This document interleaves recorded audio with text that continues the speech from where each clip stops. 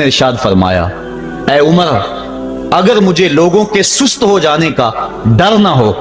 تو میں تمہیں یہ بات کہوں کہ اس خبر کو جا کے گلی بازاروں میں بتا دو اور 4 اشخاص کی جنت کی گواہی دے دو کہ انہیں جنت میں جانے سے کوئی شے نہیں روک سکتی۔ عرض کی حضور کون کون؟ فرمایا ایک وہ عورت جس نے اپنی ساری محبتیں اپنے خامد پہ نچھاور کر دیں